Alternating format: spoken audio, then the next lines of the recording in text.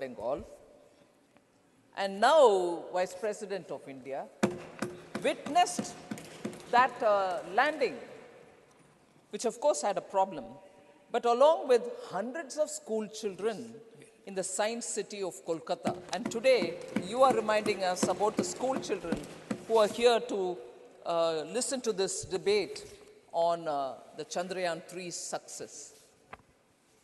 So Chandrayaan-1, sir, if I can just go one step backward, was also a very successful mission. 2008, when it was launched, it discovered the presence of water on the moon's surface, and it also provided a lot of insights into the lunar geology.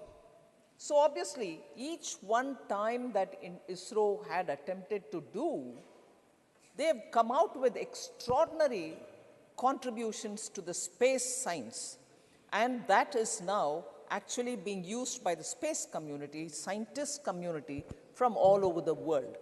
And repeatedly, when we talk about ISRO, I will definitely recollect that the founders of ISRO, as I named them earlier, Vikram Sarabhai or Homi Bhabha, had all remembered that this contribution or this investment in space is an investment in future, and that it will be done for the sake of development and also for the sake of humanity. That spirit continues even today, sir. I would want to highlight that. And when I do that, it is purposely because I want to bring to the context that continuously in India, ISRO has received that kind of a support from all communities, ordinary citizens, students, children, scientific community, and from the government of the day. The kind of support that ISRO has received is something which all of us are proud of, and we'll continue doing that. Now, but of course, much before I go into talking many more things, a theme which I want to mention here, and I would probably respond to it repeatedly, is a comment which Jairam Ramesh had made, honorable members not here, but he has made in the morning about, muscular nationalism. You leave it to the scientists. Sir, yes. And I also recall, I wasn't in the House, but I've seen it subsequently, that former President APJ Abdul Kalam had referred to Professor Satish Dhawan and said leadership should be like that, where once when a mission failed, he had said not to worry at all. Leave it there. I take the full responsibility as the head. But when the next year it was corrected and they achieved success, Professor Satish Dhawan had told our former president, then scientist, APJ Abdul Kalam, the success is due to your team and the success is to you, and as a true leader, gave the credit to the team. Absolutely. Whoever would deny the scientists their contribution. But it doesn't mean that if the Prime Minister of the country stands next to a scientist or a team of scientists who worked for something, and when there is, unfortunately, a failure or a disappointment, to stand by them and say, don't you worry, you will be doing better the next time. And therefore, I read this quote. Honorable Prime Minister stood next to Professor Sivan, the scientist, during the launch of Chandrayaan-2, which in the last minute, unfortunately, broke all our hearts and disappointed all of them as much as the scientific community when it just couldn't land. Standing next to him, who had tears in his eyes, Mr. Sivan had tears in his eyes, Prime Minister had said, last night, when he stood with him, I understood your frame of mind. The look in your eyes said a lot.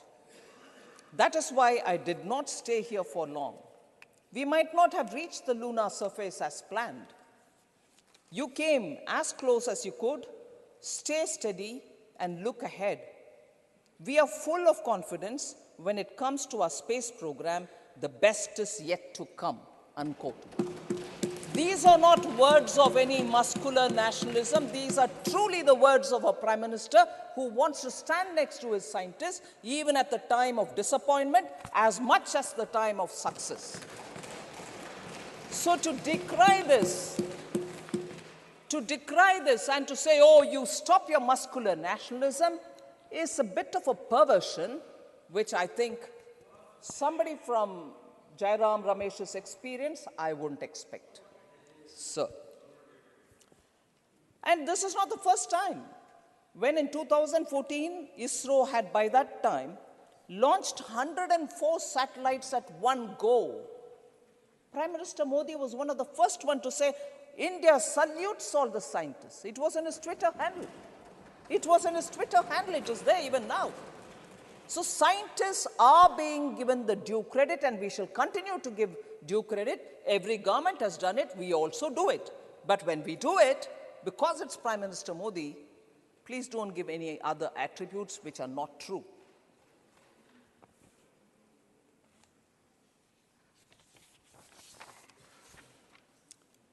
So I'll, for a minute, dwell again on the cost of the mission.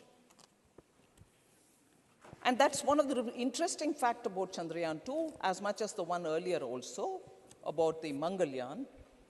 One of the most interesting facts is that Chandrayaan-3 mission costed only around $75 million US, approximately 615 crores. These are not final figures because that will have to be finalized through the department, finally tying up every expenditure, approximately 615 crores.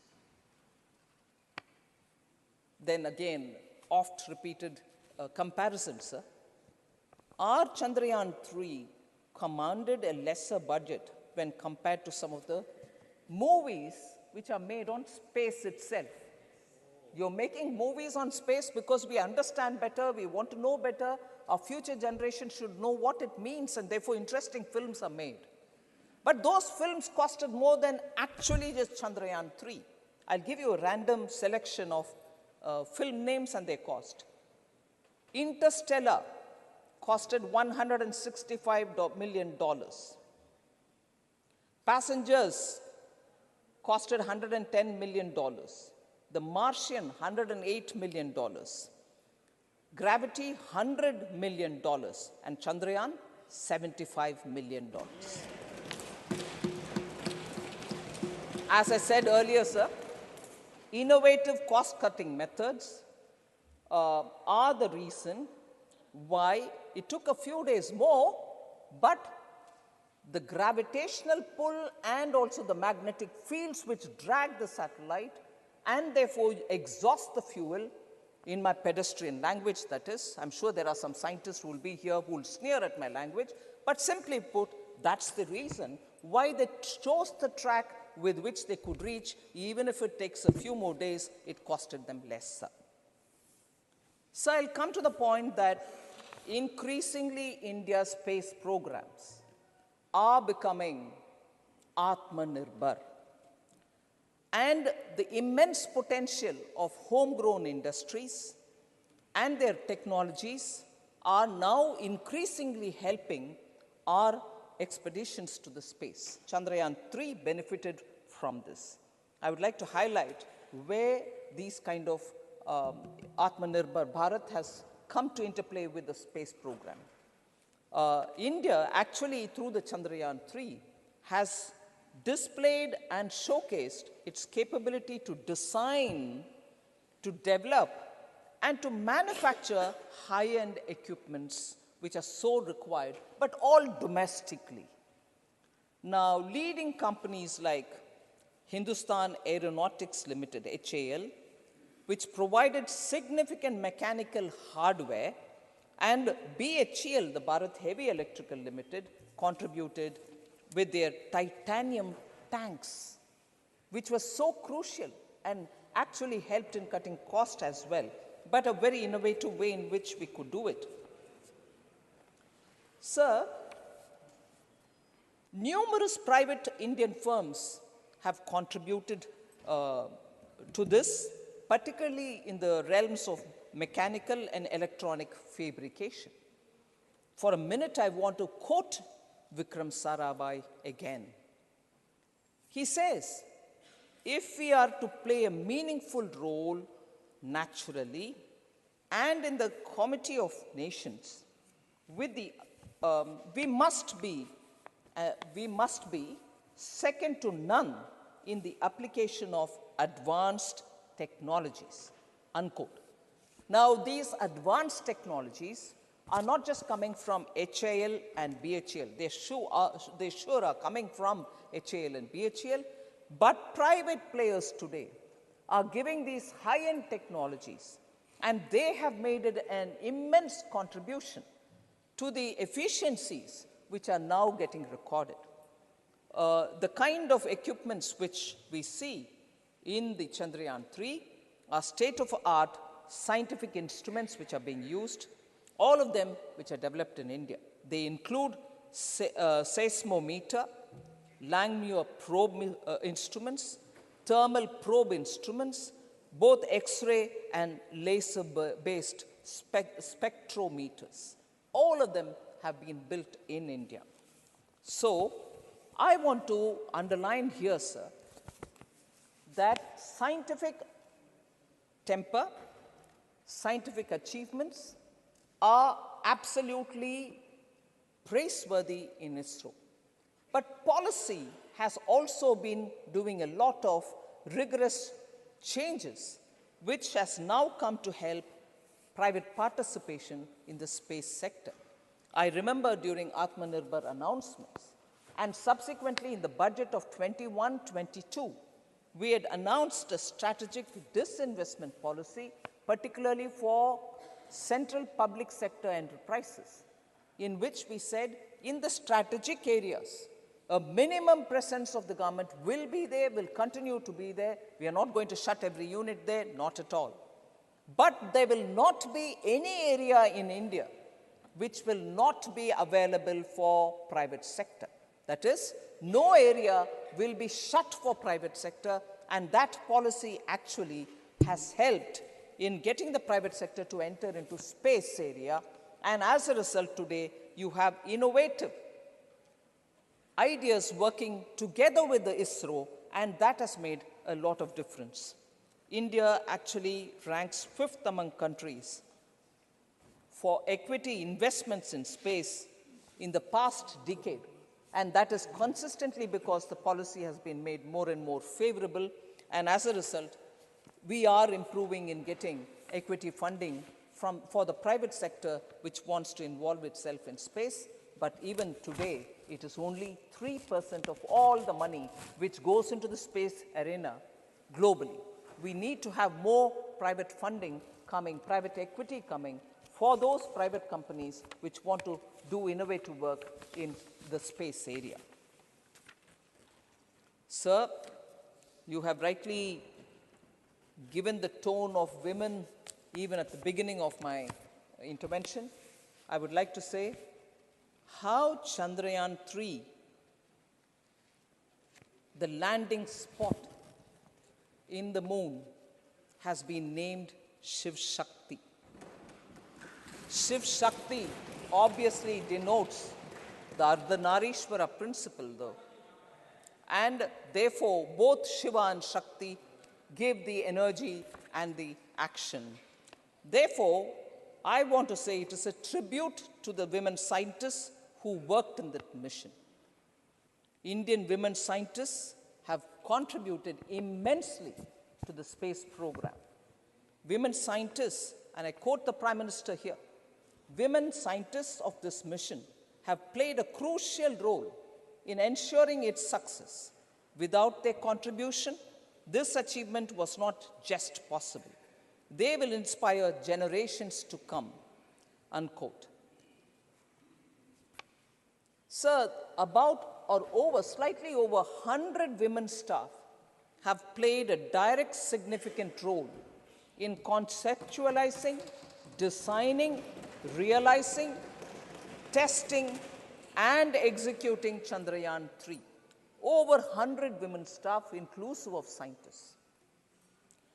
The huge participation of women shows that the scientific empowerment of women has helped, and the glass ceiling has actually been broken in ISRO for quite some time now. I'm not saying it happened yesterday, but for quite some time now. And as a result, the empowerment of women scientists, and having broken the glass ceiling, no doubt, metaphorically, they're reaching to the space. This empowerment of women scientists clearly shows that in India, there is enough opportunity and more for women, provided they're given access, given opportunity. And that is why, in this context, I like to place it on the table here, that the Nari Vandan Adhiniyam, which is being introduced in the Lok Sabha, is necessarily an instrument through which we hope the political empowerment also can be done, just as the scientific empowerment has been happening in ISRO. If that kind of access is given to women, opportunity is given to women, they can perform as well as our scientists are performing in ISRO itself in the political arena. And I'm sure when the bill comes to the Rajya Sabha, it will have a smooth passage. I'm sure all parties, all members would kindly cooperate to have that cleared. So I'd like to take, because we are talking about Chandrayaan-3, I'd like to highlight the names of those women scientists who have contributed to Chandrayaan-3. Among many others, I said more than 100 women staff, but I'm naming some of them here. Srimati Kalpana Kalahasti, Dr. Ritu Karidal Srivastava, who's known as the Rocket Women of India, Srimati Vanita Muttaya, Srimati Nandini Harinath, Srimati Anuradha TK, Srimati Maunmita Datta, and Srimati V.R. Lalitambika. So these are scientists who have come from various parts of this country, studied in institutions which are probably in tier 2 to tier 3 institutions, but sheer wanting to perform with excellence has moved them to do many things on reaching ISRO and today contributing towards the launch of Chandrayaan-3. So if Chandrayaan-3 was a great success, there are other cosmic endeavors by the ISRO, which is launching Aditya L1, which is a space-based observatory dedicated to studying the sun. And here again, the innovative thought of the ISRO has played an important function. Its primary function is, of course, to monitor the solar corona, while simultaneously conducting direct observations of the solar wind at the point where it will be located. And that point, I think, is called Sun-Earth Lagrangian point, a point where it could stay without having to consume too much fuel because it's such a position that it can help in observing sun without any obstruction in between. So the Sun-Earth Lagrangian point, which is about 1.5 million kilometers away from the Earth going towards the sun, is a very important mission. A significant feature of this one is that it's got 7 payloads, which include the visible emission line coronagraph, which, like I said earlier, Chandrayaan, BHEL, HAL have contributed. In this case, the Indian Institute of Astrophysics, which is located in Bangalore, has contributed in this particular visible emission line coronagraph, which is going to be very important an instrument which is going to be observing the sun. So Aditya L1, which was launched from Sriharikota by ISRO on the 2nd of September 2023, is one of those very important observatory for the sun, which India will be doing. There are 3 other countries which again have done this before, but India's now achieved it. So here again, a woman scientist has contributed in the Aditya L1. Nigar Shaji is a woman scientist who's actually behind this Aditya mission. So now I'll come for the last bits. Before I conclude, I just want to highlight a few points about how we see the future of space and ISRO in India.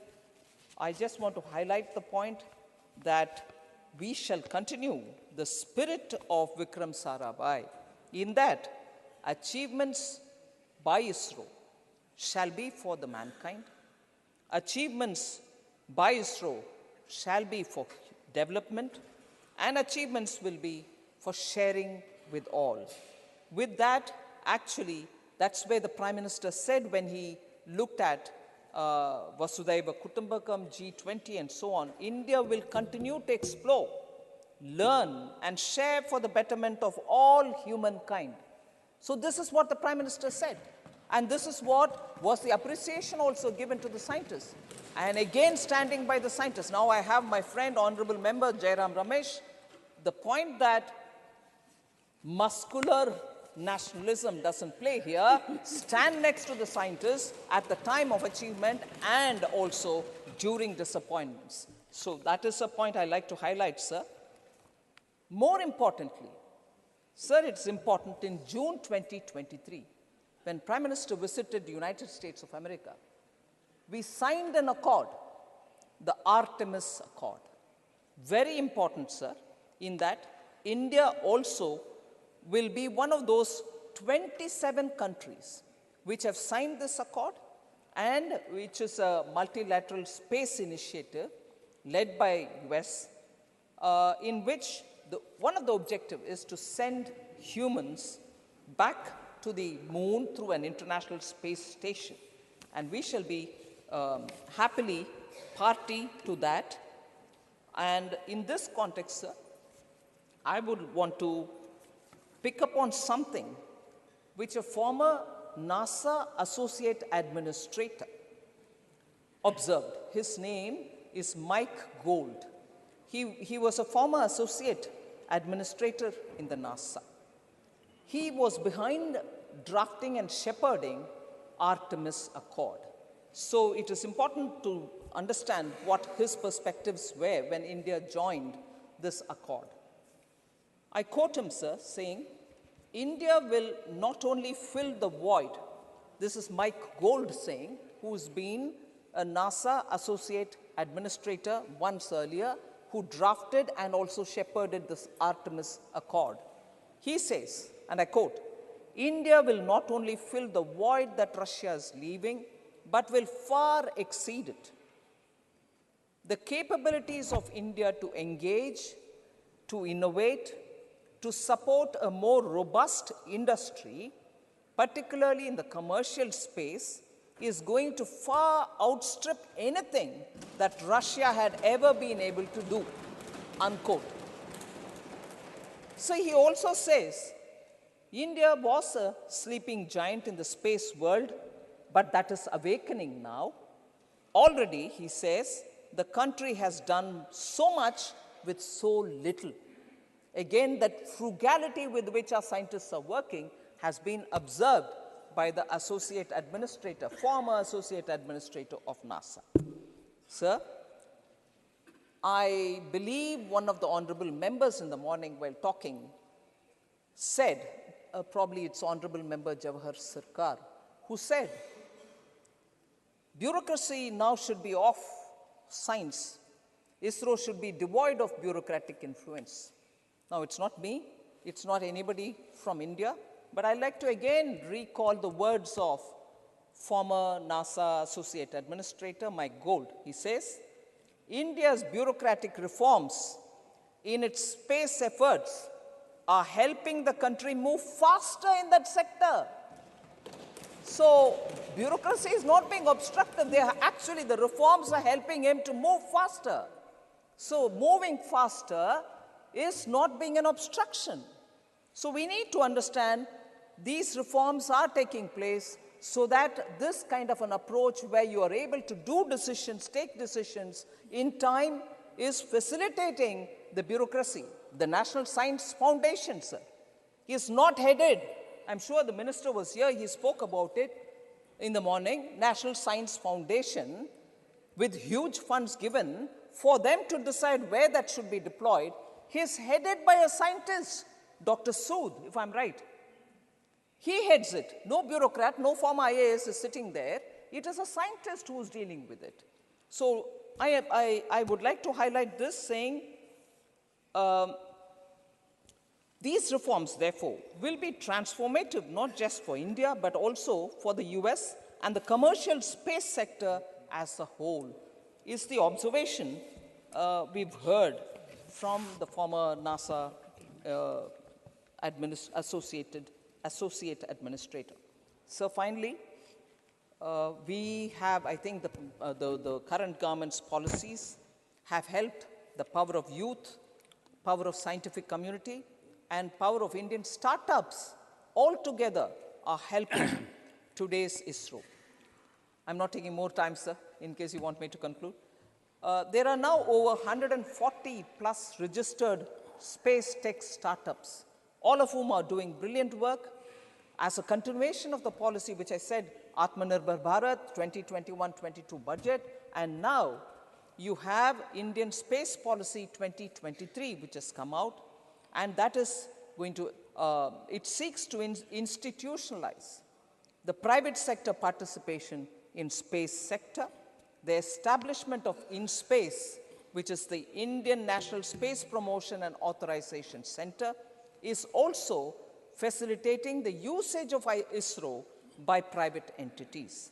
So with all these, government is also spending considerable amount to reskill nearly 4,000 technicians, technical and scientific assistants of ISRO so that they can improve upon their skills.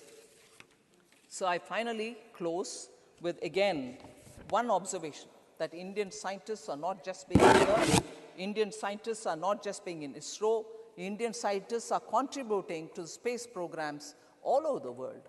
However, how can we ever forget Kalpana Chawla, her contribution in the 1997 shuttle, the first woman of Indian origin to be in space. I would also now recall in January 2023, A.C. Charania has become NASA's new chief technologist, serving as principal advisor to the administrator, Bill Nelson. Similarly, March 2023, we heard of Sri Amit Kshatriya, who's become the first head of NASA's newly established Moon to Mars program. So Indians in space, not just in ISRO, but all over the world. Thank you very much for giving me this opportunity. Two quick observations. Shri Jawahar Sarkar, who reflected as you indicated, has been a bureaucrat for 4 decades. And we have been liberal with time. As finance minister, please be liberal with finances. Everyone agrees on that. Dr. Prasanta Nanda.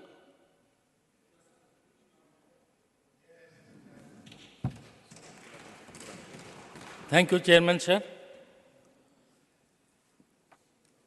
Chandrayaan-3 rightly deserved this space and time in Parliament of India, and it has got in Lok Sabha and in Rajya Sabha also.